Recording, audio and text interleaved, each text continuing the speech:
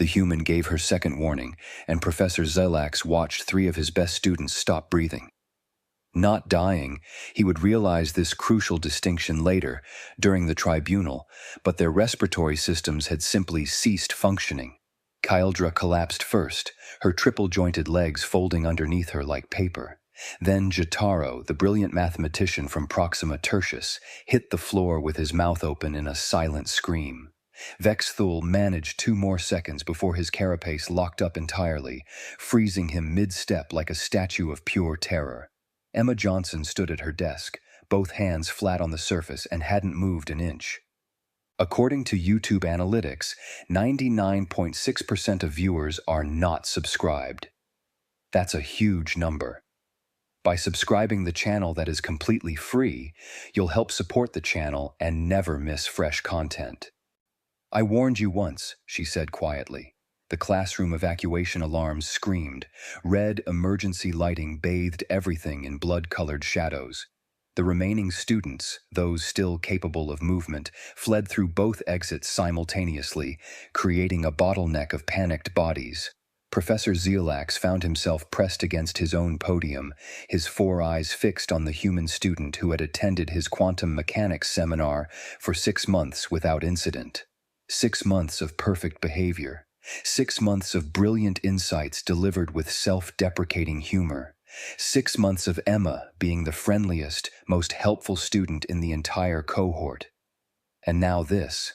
Security forces arrived within 45 seconds. Weapons drawn, scanning equipment beeping frantically. The lead officer, a Vexian named Korax, swept the room with 3 different detection devices before lowering his plasma rifle in confusion. "Sir, we're not detecting any weapons, no toxins, no bioagents, no energy signatures beyond standard humanoid baseline." He gestured at the 3 collapsed students. "But we have 3 casualties, and every prey species student within 50 meters is having a panic response." "I told them what would happen," Emma said, still not moving. Her voice carried across the room with perfect clarity, though she wasn't raising it. "I gave them the first warning 2 days ago. This is the second warning."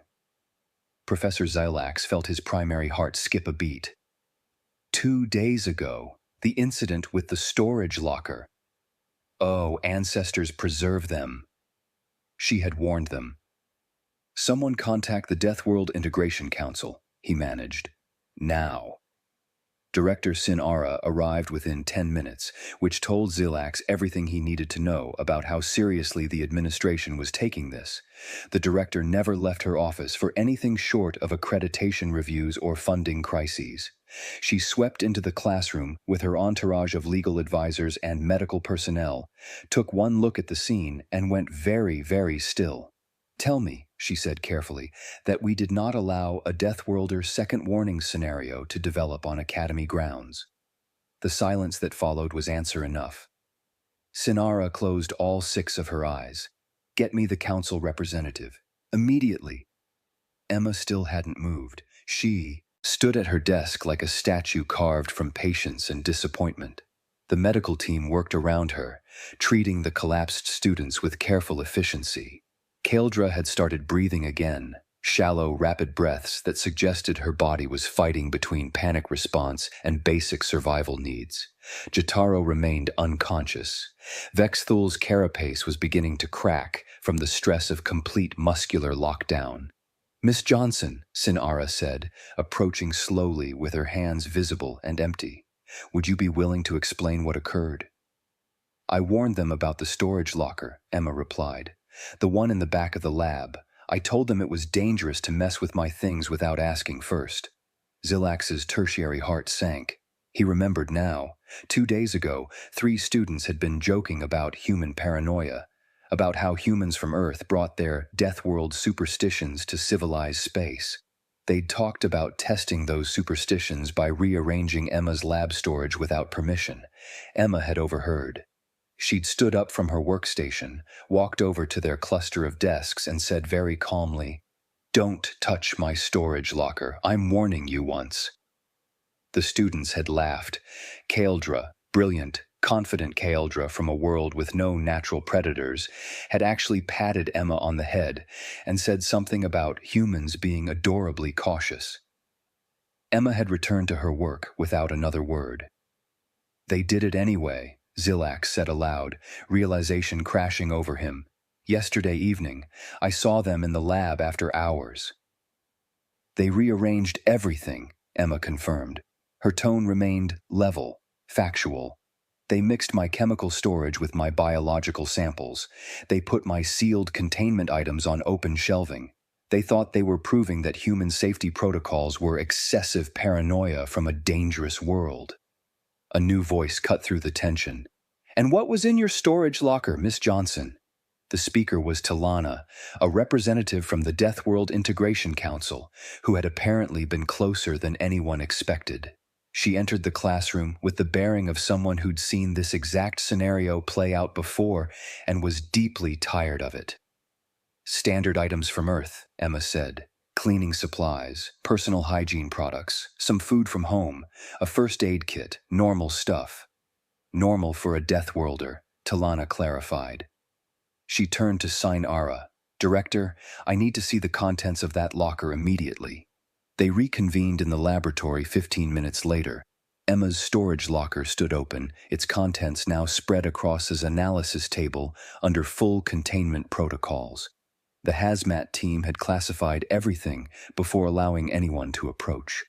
Zilax stared at the inventory list with growing horror. "Bleach," Talana read aloud. "Ammonia-based cleaner, isopropyl alcohol, hydrogen peroxide." She looked up at the assembled administrators. These were stored separately in Miss Johnson's locker, with clear labels and spacing. The students mixed them together. "They're just cleaning supplies." Kaeldra's voice came weakly from the medical hoverbed where she was being treated. "Harmless chemicals. We have similar products." "You have diluted, safety-regulated versions designed for species that didn't evolve surrounded by toxins," Talana said sharply. "These are Earth-standard concentrations. Bleach and ammonia, when mixed, create chloramine gas, lethal to most oxygen-breathing species in enclosed spaces. Several of these chemicals, when improperly combined or stored, become corrosive, explosive, or produce toxic fumes." She held up a small container. "This is capsaicin extract. Miss Johnson likely uses it as food seasoning.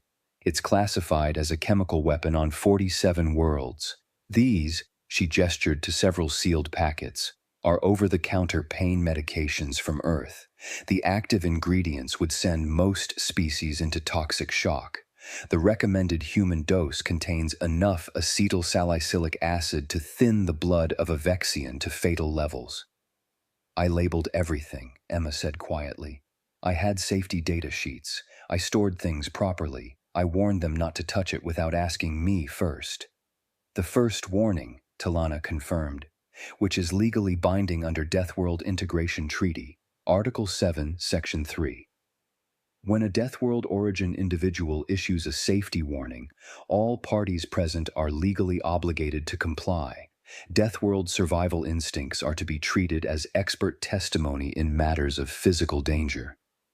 Director Sinara's coloration had shifted to a pale shade that indicated severe stress.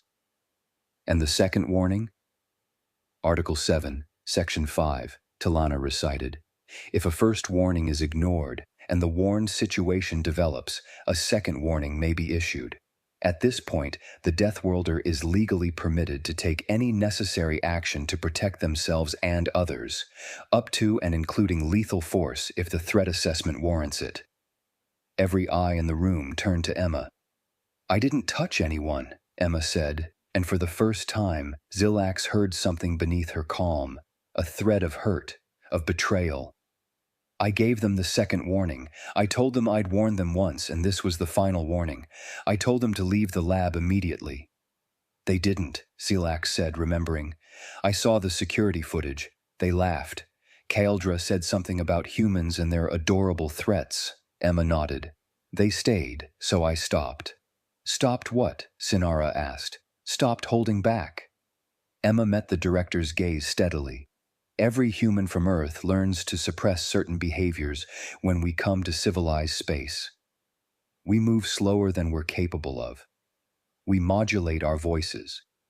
We consciously control our facial expressions because our natural range apparently looks predatory.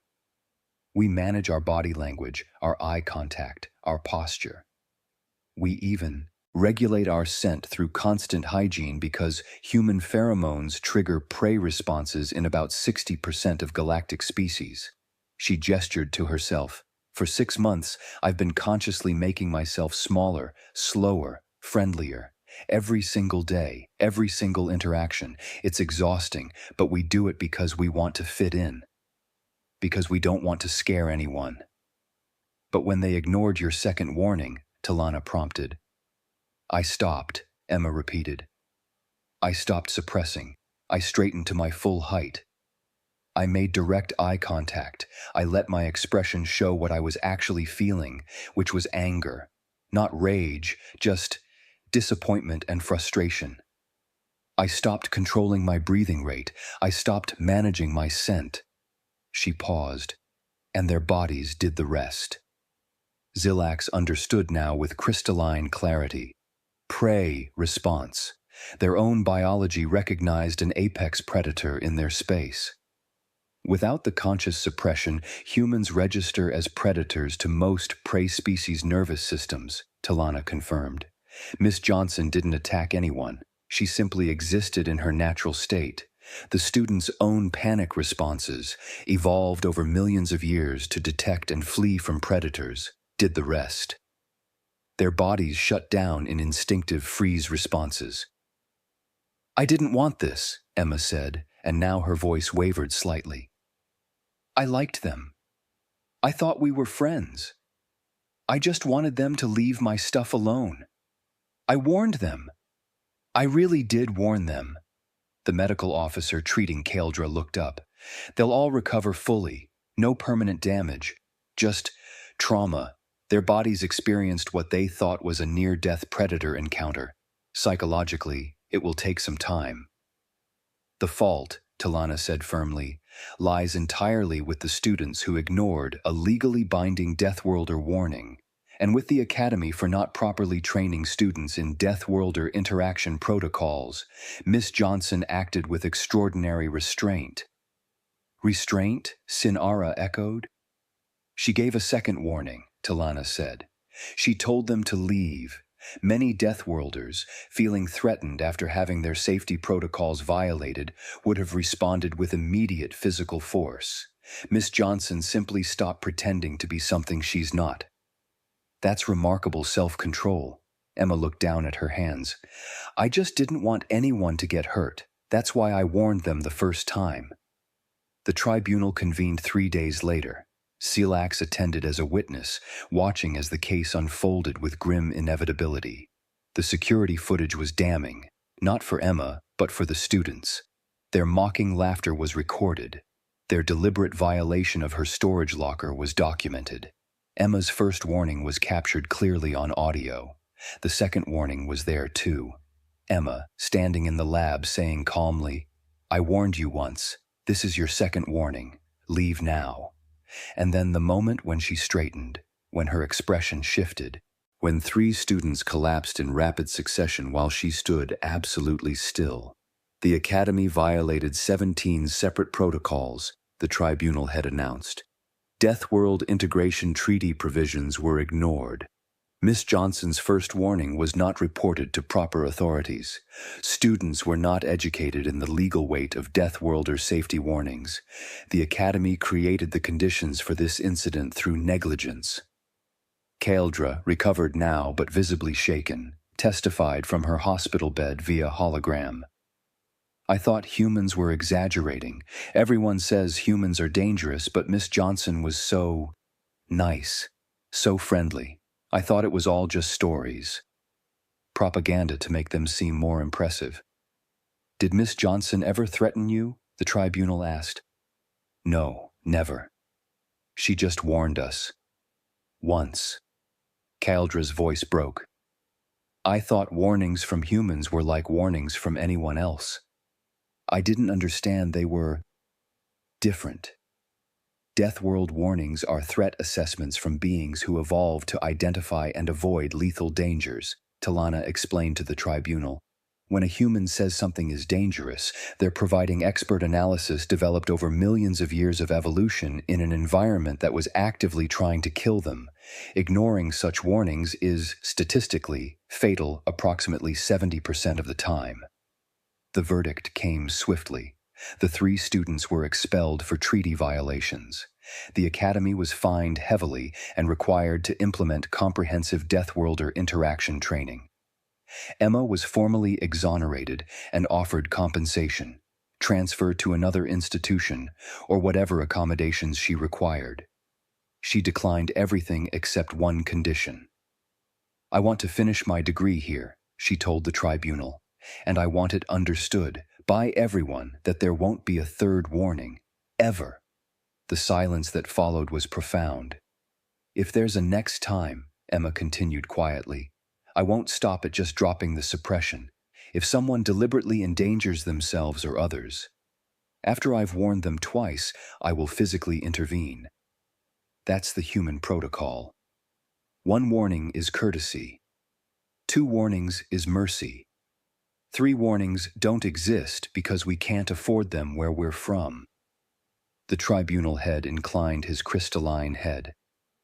That will be made explicitly clear in all academy materials. Thank you, Miss Johnson, for your remarkable patience. Emma returned to class the following week.